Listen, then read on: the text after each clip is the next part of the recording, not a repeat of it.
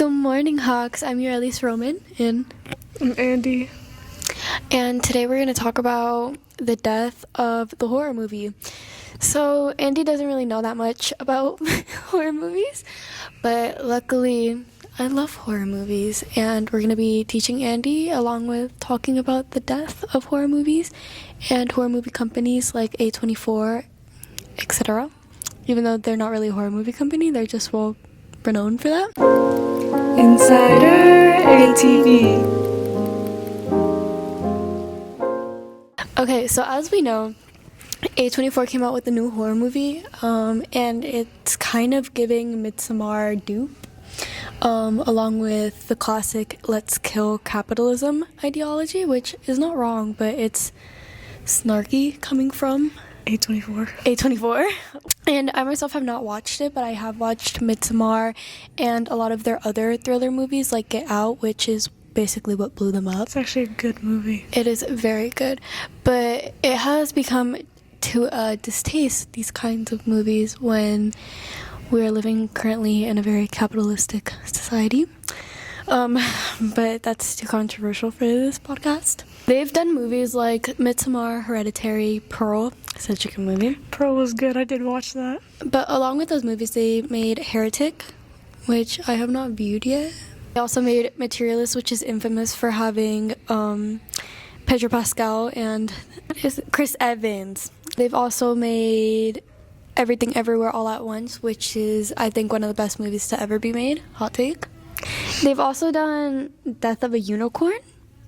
I heard of that. I never watched it. They also made The Lighthouse, X. So recently they made Opus, which is their latest horror movie. And I feel like it was a poor excuse just to film killing. Yeah, I think that a common theme with horror movies, and I think that the biggest example is It Chapter 2, which reached a world record for the most blood in a movie. I think that's been the new theme, is instead of focusing on an actual story that has horror like any of the Stephen King adapted films like Carrie or any like The Shining, like any Freddy Krueger, all that stuff. I think that they've shifted far away from having a story and have more focused on blood and gore and shock value for ticket sales.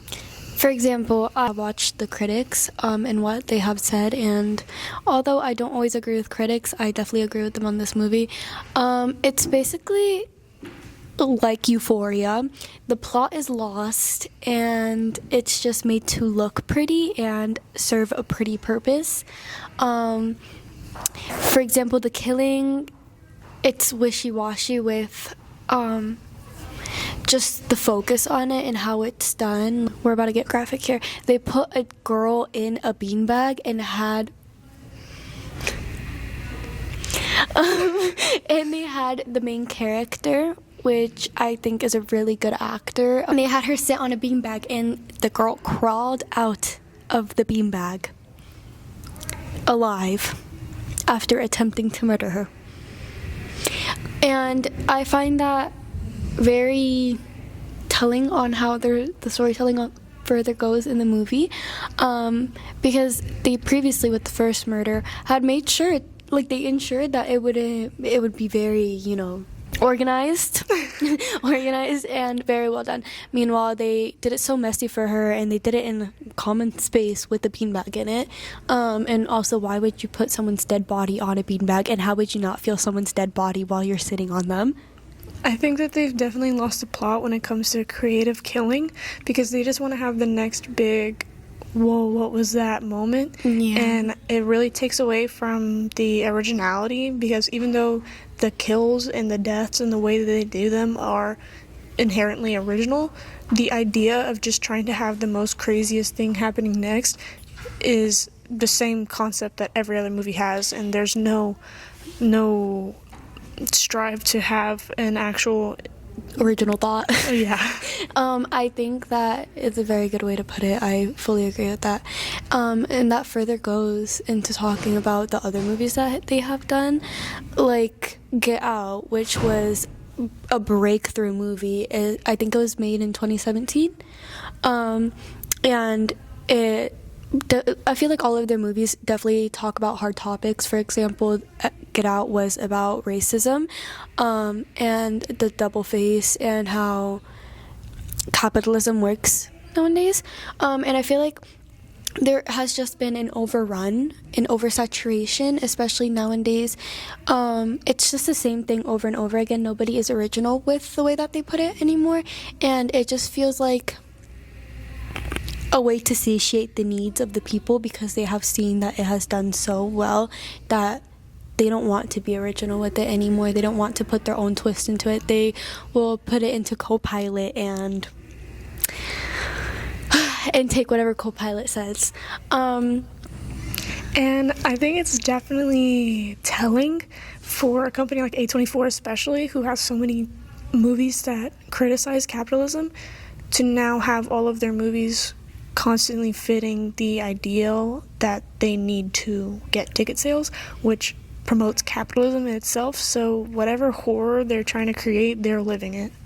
And also, when you continue eating your favorite food for however long, it's going to taste bitter eventually. And now that we are facing a reality where people are becoming oppressed again and there's just a lot of harsh realities going on, we no longer want to consume the same meal. We want something that maybe will uplift us. So it's bittersweet, more bitter than sweet, to watch something that just reiterates our current realities, and just putting blood on it isn't exactly going to make us want to watch it. Especially when the most films that have the representation are always films where those that are represented are murdered in very gruesome ways. Exactly. Instead of having a positive, uplifting movie representing those people. For example, they also use big named actors to catch our attention and be like, wow, this movie is going to be so good. Like Fear Street, them putting Ariana Greenblatt, and they made her seem like she was going to be like a final girl. It made it seem like, oh my gosh, she's going to be so important. Turns out she's the first kill. And I think that it's not only A24 that has this current plague. It's a lot of others. Insider ATV.